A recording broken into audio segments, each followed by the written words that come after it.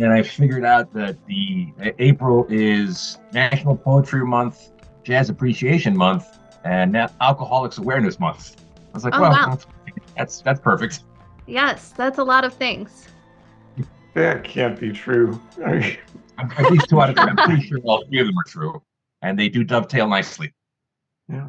April is a busy month, and then August now with the Seeley Challenge. If you're familiar with the Seeley Challenge, it's to read a book of poetry every day in the month of August.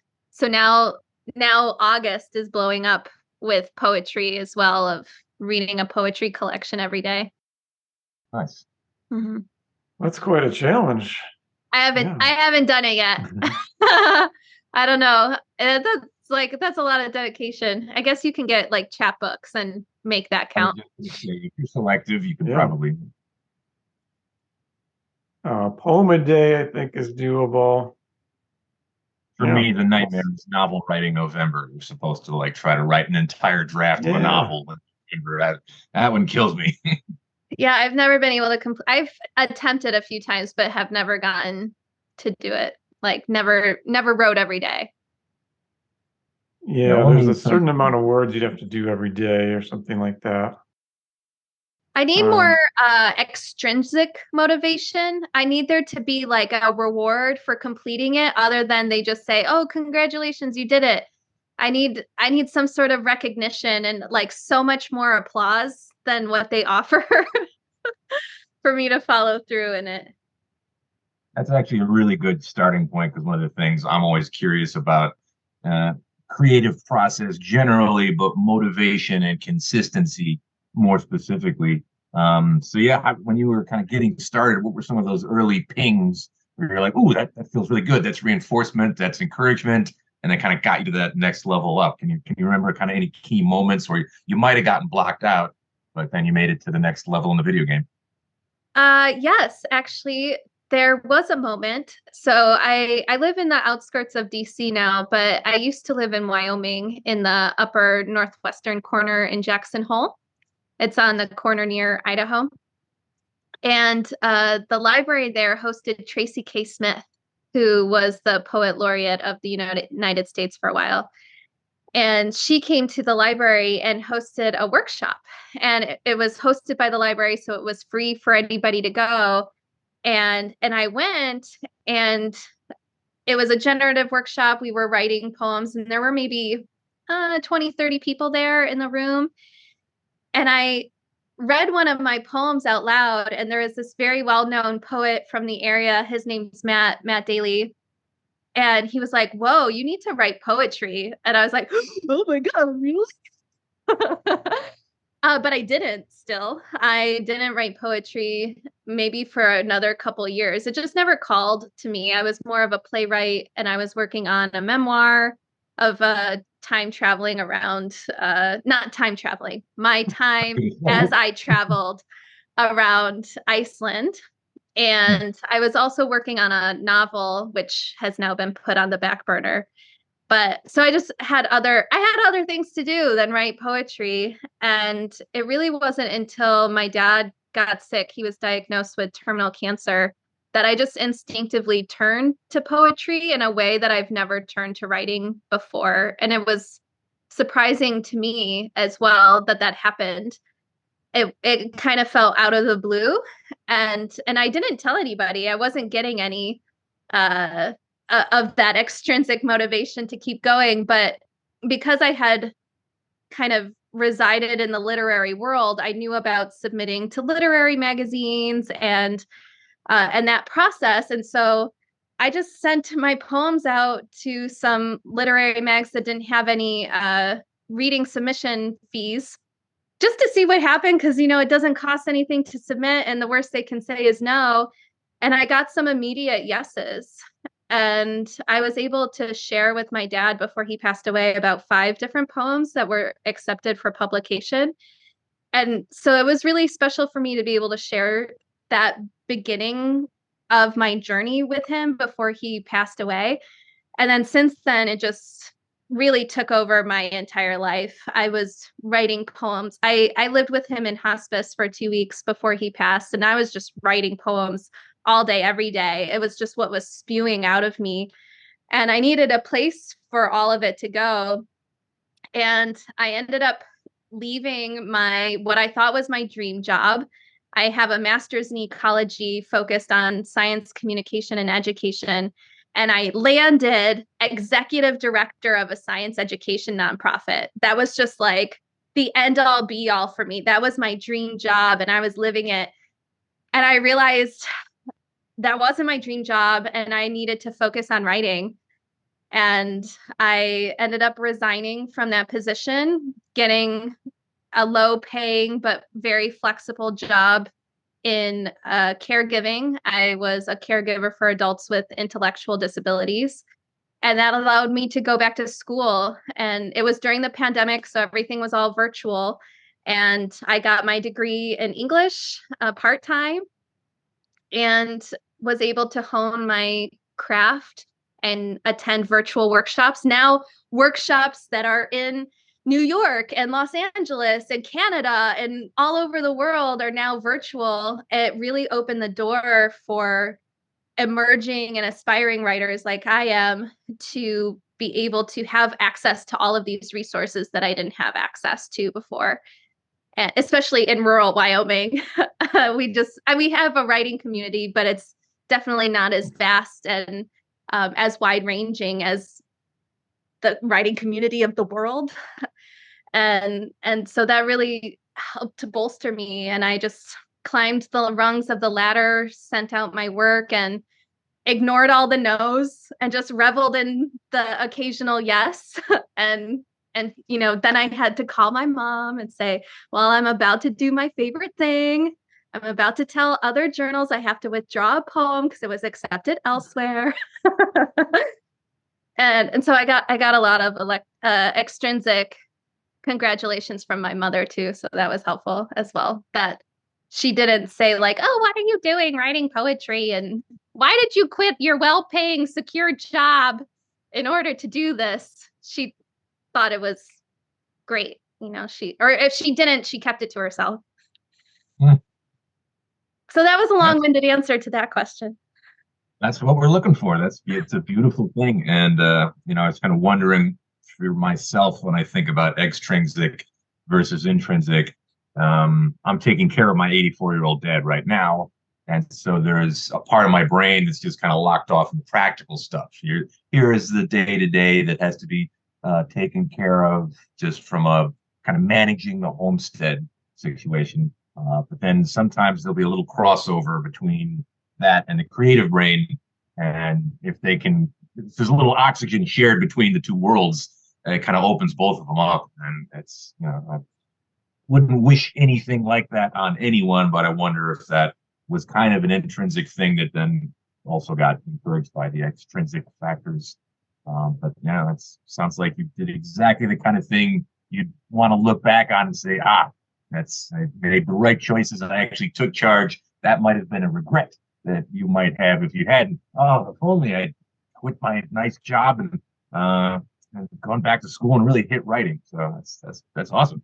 Yeah. Don't you have a little inkling in your brain too that someone else might benefit from the story that you share?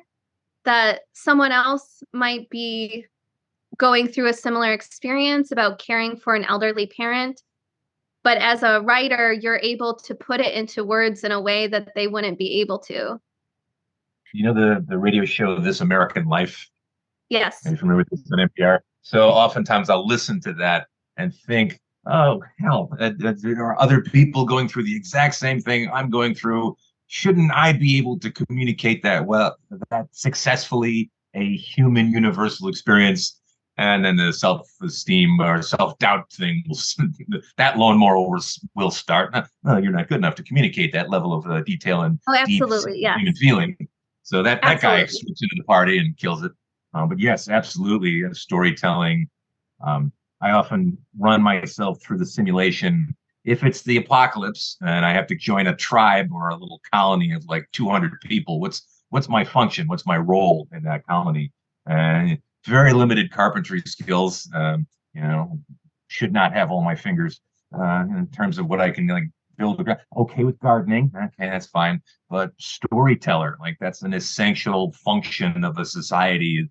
Teacher, storyteller, somebody who is able to kind of get at those human core universals.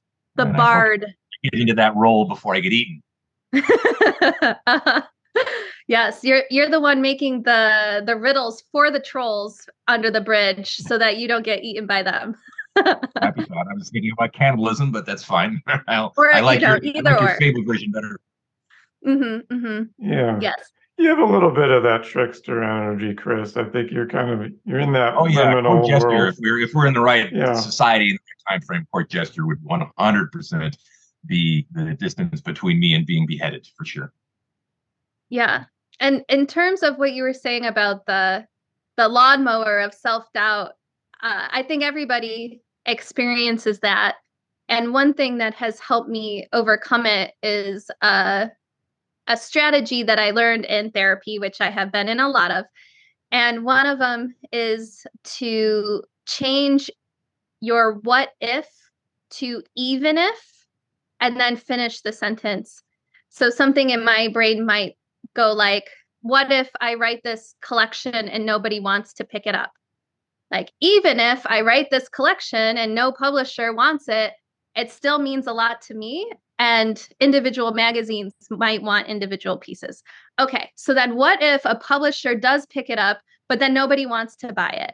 It's like, okay, even if a publisher picks it up and nobody wants to buy it, then I know at least my friends are going to.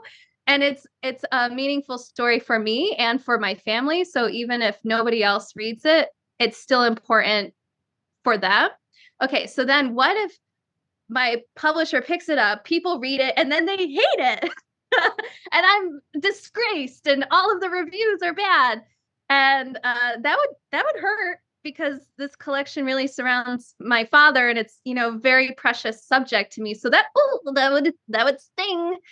But again, it's not for them then. It's just for me. And I'll write other collections that they might hate just as well. But I'll just, I have to do it for me and for the people around me who are going to be my forever cheerleaders anyway. So I could write the most horrible dribble and they'll tell me it's great. And that's who I write for.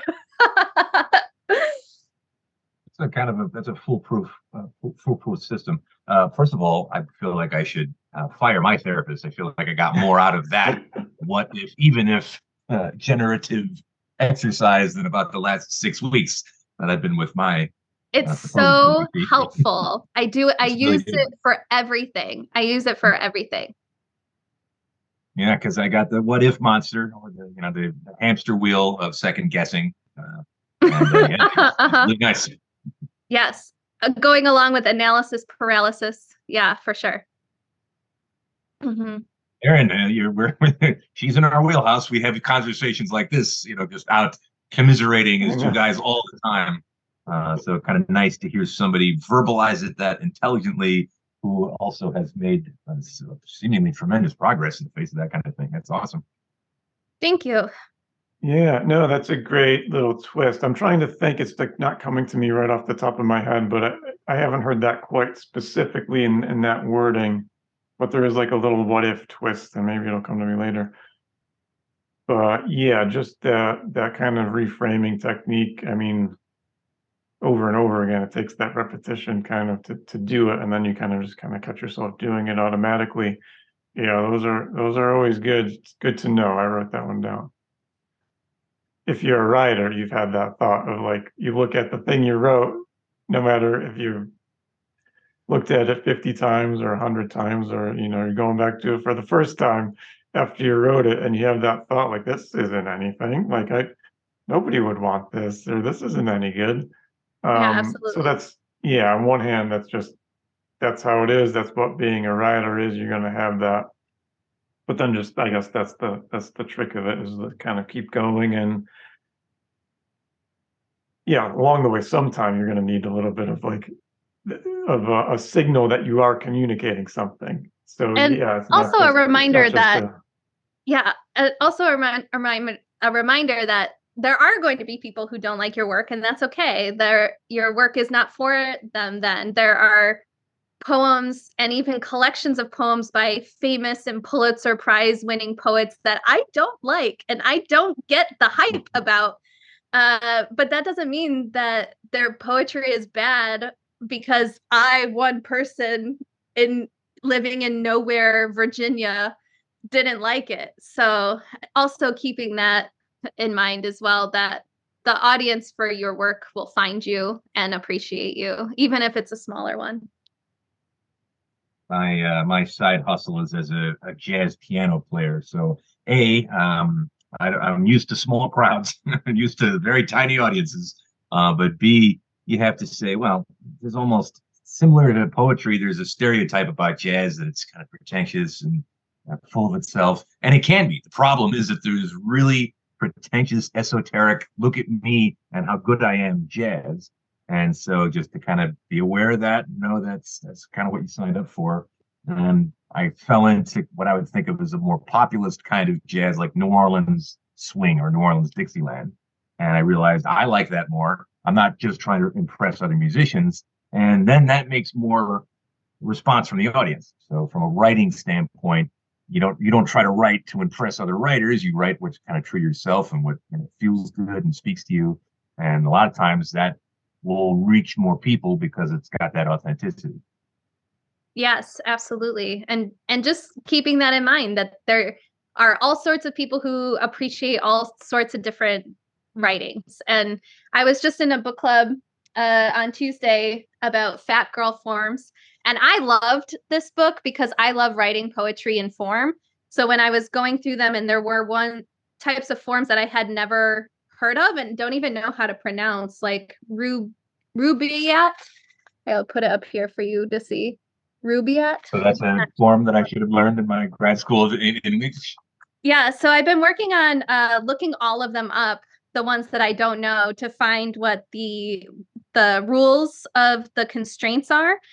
And so I loved it. I loved finding out, like looking things up and then learning what the form was and then being like, oh wow, like she did that in that way. But then other people in the book club were like, I didn't want to look things up. And I don't want to have to do homework when I'm reading a poetry collection. Yes, but then there are other collections that have to do with like historical documents and their erasures of historical documents. And oh, they're so meaningful for that reader. And it's like, oh, I don't want to have to look up what the historical document was originally for me to be able to get this. Ugh. So there takes all different kinds of readers and appreciators of art, and some people are gonna hate on whatever you do. Like it doesn't matter what you do; they're just not gonna like. Or maybe there will be people who don't like poetry at all or jazz piano.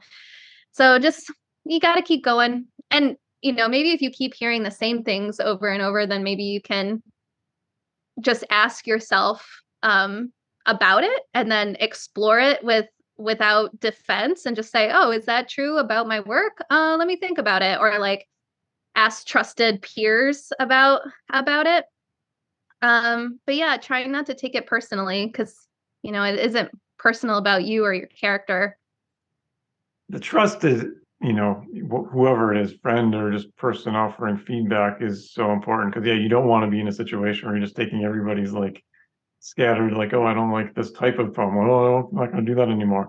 Yeah, yeah, exactly. kind of a little more of the, you want to be, receptive to it and everything, but yeah, kind of having that a little bit more of a trusted sources. And even when I give feedback as an editor and, just kind of in that engaging place with it, kind of digging your hands in, like I always say, like, do what you want with it. Like, these are ideas, these are suggestions or thoughts. Take them, leave them, and the majority of the time I hear back that they take the majority, but it's not 100%. And Right. for sure it shouldn't be. That would be kind of like a little bit strange. I took all of your suggestions and did everything you said. Mm-hmm. I've been a proofreader for full-length collections, and every time that I've met with a poet, I've told them these are all with a question mark at the end. Like, change this question mark. If the answer is no, then you leave it. You know your work better than I do. And if I suggest a comma placement or suggested a word change and that doesn't flow with what you're trying to communicate, I'm not offended by that. I'm only here to invite you to think of your poems in new ways. And if you don't want to accept the invitation, that is totally fine. Yeah, I know there's only a couple I can remember. There are some that are like, no, do this. And so the one I remember just last week with the word facet was in a poem, and it should have been faucet. So like, you mean faucet? Yes. 100% change it. So yeah, there are times where there are more objective. There are more objective kind of, this goes here, that goes there. But yeah, the overwhelming majority is like, especially in poetry where the form is way more subjective the rules than in are prose. much more lax. So yeah, even things like periods and commas could maybe exactly. are there up might for not be debate. punctuation at all. So yeah, definitely. I love that feedback process and that back and forth of it. And during my collection, Survive By, it was a little bit difficult for me to solicit feedback because it is such a sensitive subject. And I felt like in some feedback groups, people felt like they couldn't give feedback because they also didn't. And sometimes I'm reading the poem and I'm crying.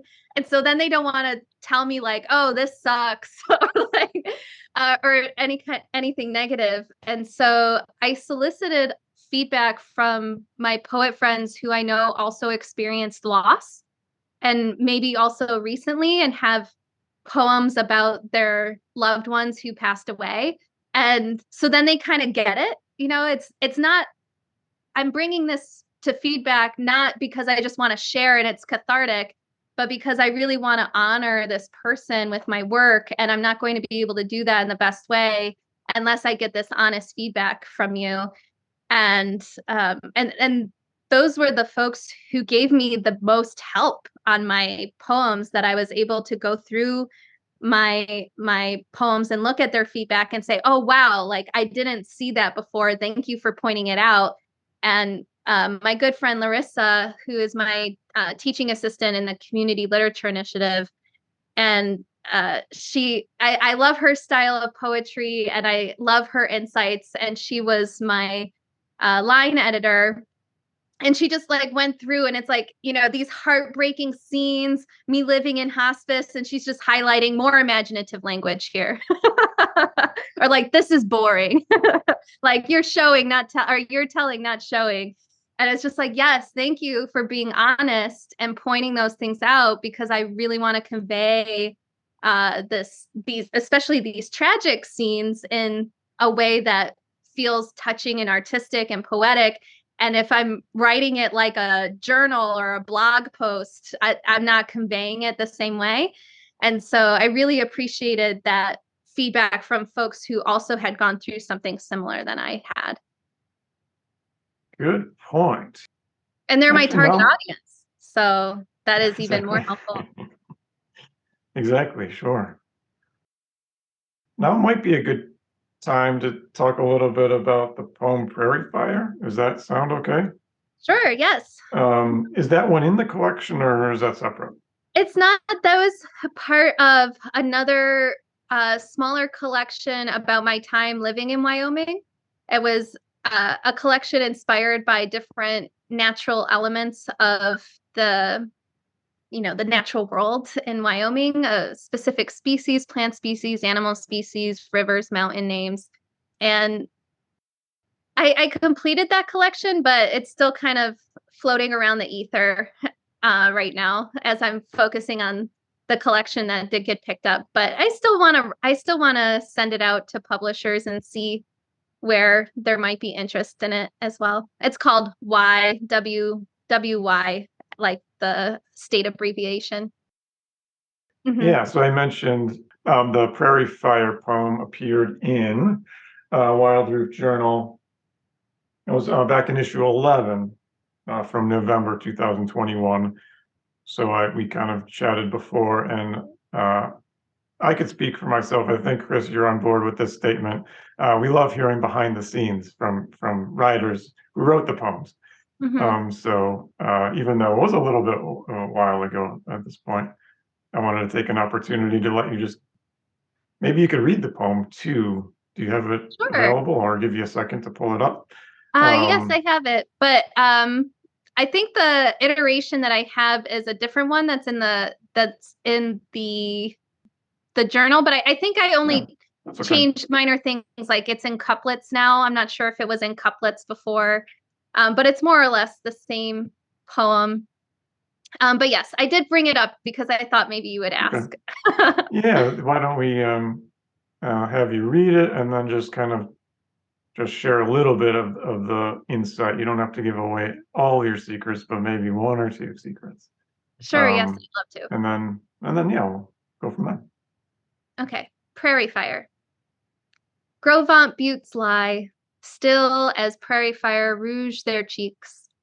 Ablaze, roots envelop these false names defined in colonial history books, replace them with the constellation stories buried in dirt and stone, letting more and more crimson bracts stake claim to their home. These hills are aflame, but no smoke obscures the sun who lingers on every inch of sky, beaming assured that it's looking at its reflection on the side of the mountain whose name too fell to white tongues generations ago.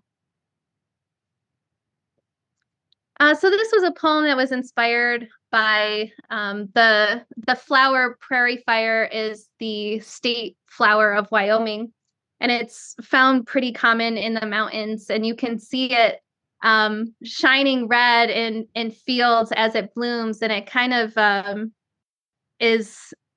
takes over certain spaces, so then the whole field looks red. And even when there are other colored flowers in it, you're really only seeing these red bracts that are sticking out of the grass. And it's beautiful. It's beautiful. And so I was thinking about those landscapes where I was living in Teton County and feeling inspired by them, but then also thinking about how almost everything that I was looking at had its name chosen for it by the colonizers, and how I didn't know what the traditional or the original names of these plants and these mountain ranges. I didn't know what they were. What did the indigenous tribes call them before I was there? And so it's also a reflection of that as well. And utilizing the term prairie fire is like the only one that I know. And so it's also a reflection of my own ignorance as well, but being, I guess, mindful that I'm living in this society that's kind of been decided for me by the people who took over in the 18th and 19th centuries. Awesome. Okay, excellent. Yeah, so my first time reading through, and I didn't get to have a copy in front of me as you were reading, was one of the changes American history books to colonial history books. Yes, it was. That's right. Wow, so, that's a good memory. Holy smokes. Yeah. Well, that phrase it has little neon lights around it, right? So I immediately locked onto that. And as I appraised the poem as a whole, I think, and don't let me put words in your mouth, Aaron, that The Wild Roof largely has a recurring theme of nature in the very immediate, very zoomed in microcosm, but then macrocosm implications. It's kind of the ethos. And so naturally, we're going to get a lot of poems that have natural beauty and then larger abstract statement drawn out of these little microcosms. Like the haiku is, when done right, the haiku is the most crystalline, pure version of that. That's the stuff that gets boiled down when it works. So yeah, it's kind of looking for pings as to here's an actual scene that I want to be in. It's beautiful, it's peaceful, it inspires awe, and then kind of what I'm often cynically looking for is, oh, I mean, a political message is about to come on, hit you in the head, and so I'm kind of used to scanning a poem for that. And what I loved about this piece is it just seemed very slow, very patient, and the beauty's there. And all of that's to say, I think American history books to colonial history books might be good because it's a little bit more of a zoom out. Makes a similar point, but I've been thinking about this a lot lately, where land acknowledgments, kind of the importance of thinking how much we got plopped here. As you said, just kind of with so much ignorance and not a firm understanding of our setup, and I'll use the word privilege. And I like to zoom out that level. I think that's super wholesome and like good for perspective and humility. And then you can zoom out to another kind of anthropological level.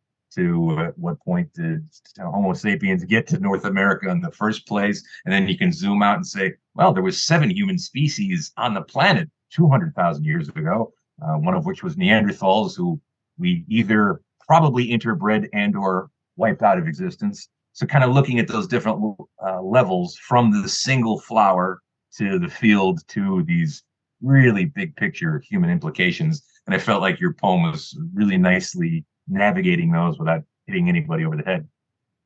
Thank you. Yes, that tweak that you mentioned was brought about when I brought that poem to a workshop, our feedback circle, and another poet asked me, "Well, who wrote those American textbooks?" And prompting, "Oh, but which textbooks and written by whom?" And maybe what the implications of that are, and who is American, what is considered what an American textbook is. And you, it was just a word that I kind of put in there flippantly, not with any specific intention. And it was a really those were really thought-provoking questions, and so that prompted me to reconsider the word choice there. Mm-hmm. That's so great that you noticed. Yeah, the Chris, you hit the nail on the head. Yeah, so that's totally why kind of why this piece was accepted, why we liked it, why it fits. That's yeah. In a nutshell, yeah, you hit it. So I don't really want to add too much to what you said, because I feel like I'd be repetitive. And I think because of my ecology background that I tend to lean toward natural elements of the world and use them a lot in metaphors. And even when I'm talking about or writing about grief, or I'm writing about love, or I'm writing about other subjects, that metaphors having to do with the natural world seem to just naturally come to me. It's where my mind goes first. And it's so in the ether right now to sort of have these bigger picture thoughts as they relate to things like racial demographics and history, or erasure is a word. Really trying to rework and more deeply understand. But it's also kind of ties back to the most essentially cliche. My love is like a red, red rose. Love and a flower. I think that's, again, the most cliche, basic metaphor. But then you can also play games like, well, the reason comparing people to plants is probably goes back to things like Mesopotamia. And what are your two big metaphors? Grain and fish. There's plenty of fish in the sea, and grain is the thing that we live on. So there's like these weirdly essential strands, and they come up again and again and again. So the fact that it's been around since we started writing poetry means it can always be done differently, and can be added to and nuanced and tweaked and reinvigorated with kind of these new layers of the current cultural conversation in mind. comparing humans to plants, but then also referring to plants as humans. I know at least in the Iroquois tradition, they had the three sisters where they planted the three different types of plants together. The corn with the squash and the broadleaves were able to prevent the weeds from sprouting, and then the beans would be able to grow up the corn stalks, and so they were all planted together.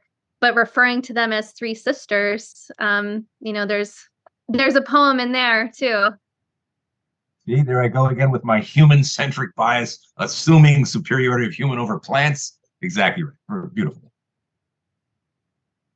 Yeah, and we all need kind of this narrative vehicle to kind of pass along information. So, that's talk about essentially human. Yeah. We'll kind of do like a little pause and then kind of go in a different direction. But just to kind of like follow the circuit.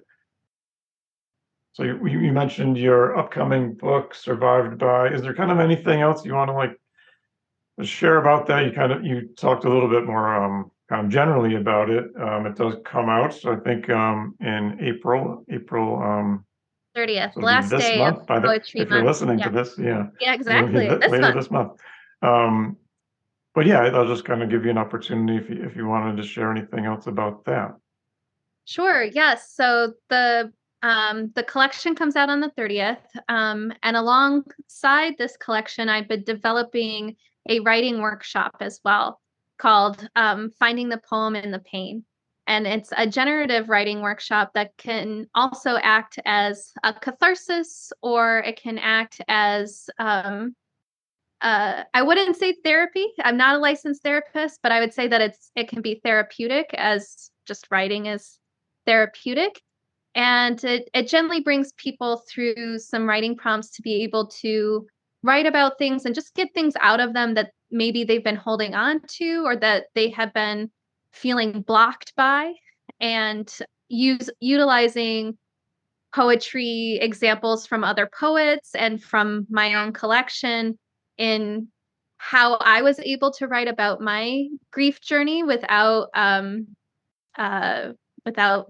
losing my mind, without re-traumatizing myself, and allowing people to use those same writing prompts and same writing exercises to be able to generate work of their own. The quotes that is one of my mantras is attributed to Carrie Fisher. She said, "Take your broken heart, make it into art."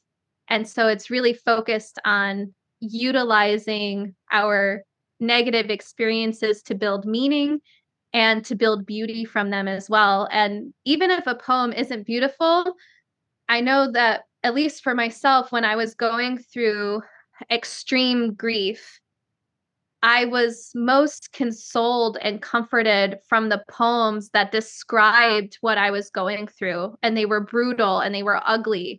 And maybe the writers who wrote them, when they wrote them or published them, maybe they felt cringy by them, or they felt that, that was too emotional or too dramatic.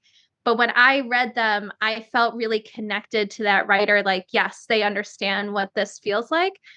And coming from a point of view that someone will need to read your words, someone will have gone through your experience and not be able to put to words their own experience the way that you can, and having that be kind of a motivation or inspiration to be able to put forth your work without any obligation to then share your poems that you generate or anything. It's more just a way for people to get it out of them, not necessarily into the world, but just out of them in the first place. And so I'm now booking for the summer, and I'm also booking for the fall. If anybody is interested in hosting me, then they can be in touch. I want to be in touch because, yeah, we're thinking along parallel lines, I think, in terms of like what I'm kind of cooking up in terms of things I would like to kind of present and in terms of workshops and things like that. So we'll chat off mic just to kind of get into some of those details. Great. But yeah, Yes. I just in general, I love that idea so much. I'm all for that kind of process where, like you said, it's not a writer's workshop in terms of like the manuscript, the publication thing. It's more in that self-development, self-guidance. Exactly. Um, And very gentle. I yeah. developed this workshop in conjunction with a program that I completed last year, a certificate in social emotional arts through UCLA Arts and Healing. And so utilizing their best practices to develop a creative writing workshop with a focus on social emotional arts and with a focus of therapeutic healing rather than generation or publication or submission. It's more about the process than the product. And so I think that's what allows it to be for anyone of any level, that there's no pressure to perform in any way. And it's only for the participants. It's not for any kind of external audience. There's some good stuff coming out of UC Berkeley, which is there's nothing new here, but it's a resurgence of interest in restorative writing, doing writing classes in prisons for a prison community. And then when they get out of prison, there's kind of a pipeline program that's kind of seemingly, according to the hype, kind of growing organically. And I used to be a little cynical about that. And then I started getting into like trauma and trauma informed classrooms and doing workshops on Mm-hmm. dealing with trauma.